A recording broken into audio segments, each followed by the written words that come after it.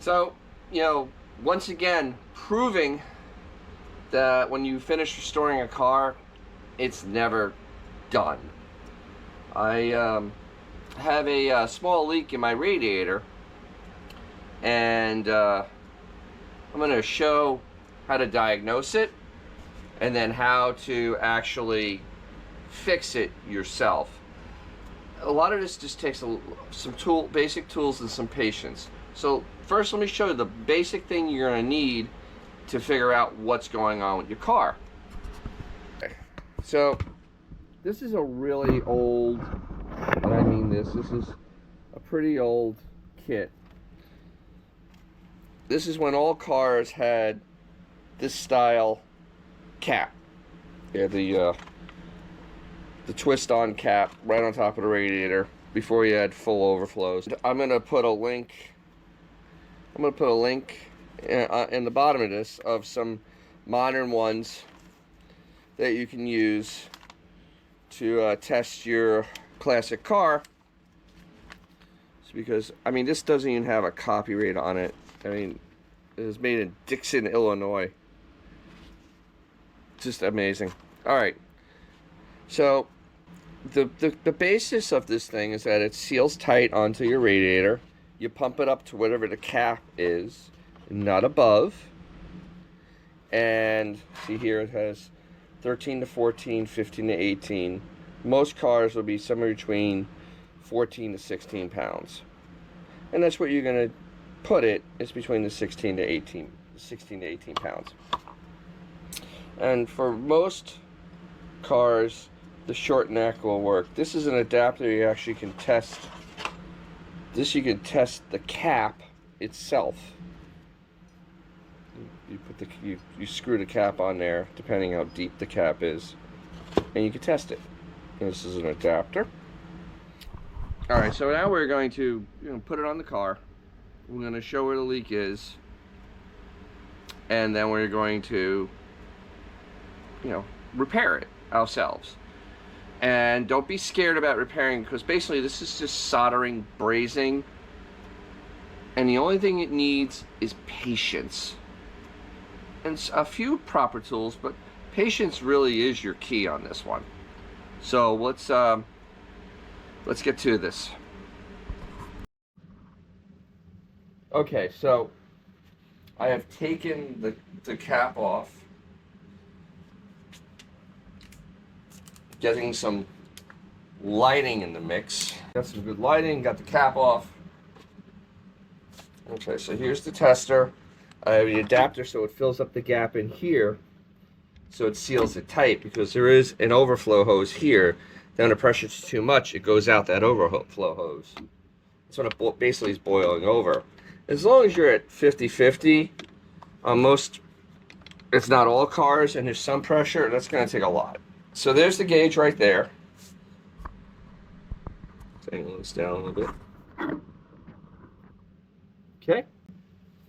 So, very simple. You need to hold this because this is not really super sturdy. It's just brazed on there. So you don't want to go ham on this thing and try to push down without holding it in place, because you can damage this. Just kind of fill it up with air. Simulate the pressure from the cap. I have a 16-pound cap. Go really fast.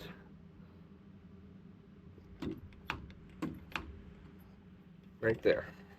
Okay, so we're at 16 pounds. Now, usually you have a bad leak, you'll start dropping.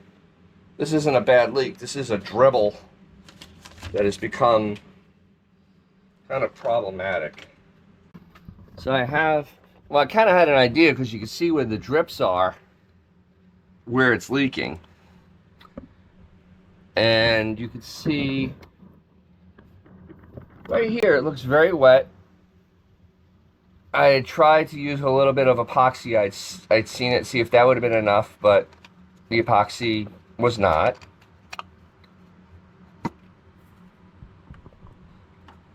and that's all damp. And remember, water only can flow downhill.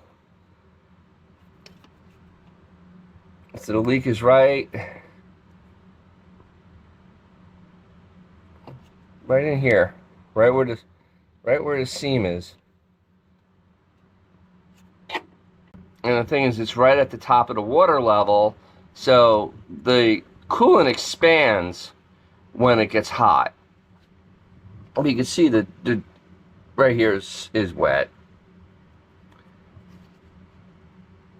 So the repair is going to be up in here somewhere. And we'll clean all that off and figure out where the pinhole is in the tank. Because it's not from underneath here, because liquid doesn't go upwards, well, at least on this planet. So we'll show the repair. Hey, so you saw we have a leak, and it's up in the top seam. So this is how we can fix this in the car. We don't need to pull the radiator, because none of us like doing that. I don't like doing it. It's messy. Coolant feels weird. I keep on moving. Yeah, the coolant feels weird. So what we're gonna do is we're gonna solder it, and this is what we're gonna need. You're gonna need some solder. I have two different types: non-rosin core. They're solid solder because you don't need rosin core. You need solid. And I have a thin one and a thick. I'm gonna figure which one we're gonna need. Soldering paste to help it adhese. Don't need that. You need a soldering stand. You need a soldering iron. This is a soldering iron that is digital, and it goes to 500 degrees centigrade. Pretty freaking hot. So we'll probably be in the 300s with this, just to kind of melt it fast enough to get in there, but slow enough that it doesn't go everywhere. And I'll show a link to that later. And you're going to need a little flat screwdriver, because you always get inside that gap. And then something to hold some coolant if you need to take some coolant out. And some brake part cleaner and a paper towel. That's what kind of wiped on it already. You know, you kind of, to get in there and really clean it, maybe even hit it with a little wire brush. I got a bunch of different ones, like just to get it shiny, because you want that metal shiny. See if we can get this thing to stop dripping, because this drives me absolutely insane. A few moments later. Alright, so we've gone in there and we've really scrubbed it down, cleaned it, because it's a seam right there, and we got to fill that seam.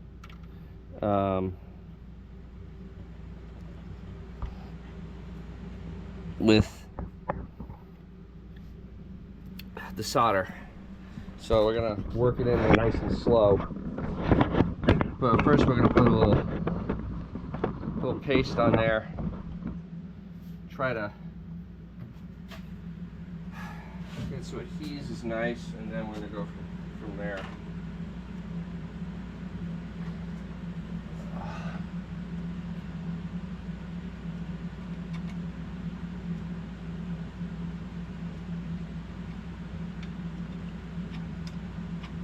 Just a little bit. Don't need a lot. Just need enough to make sure. Good adhesion. I think we're 375. Give me proper melting.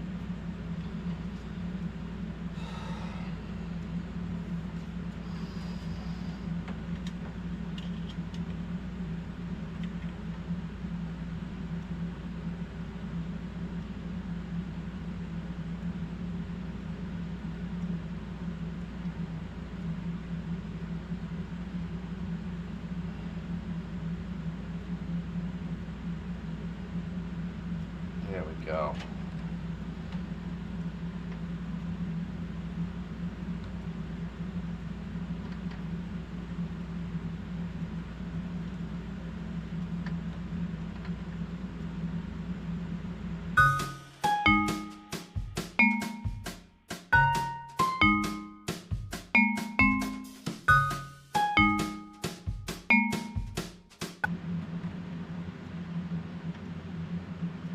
go.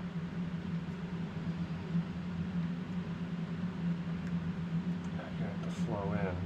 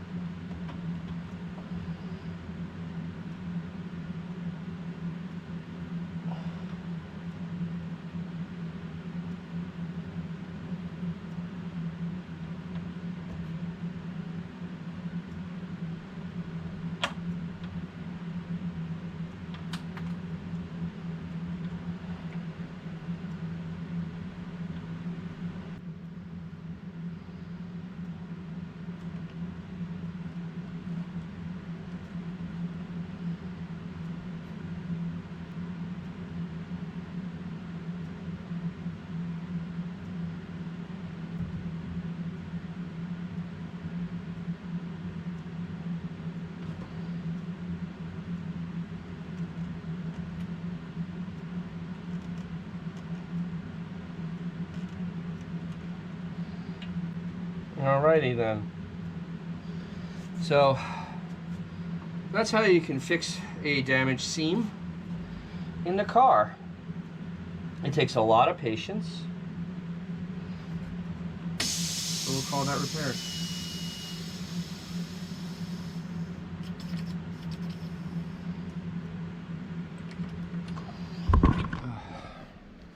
Okay. All right, that was quite the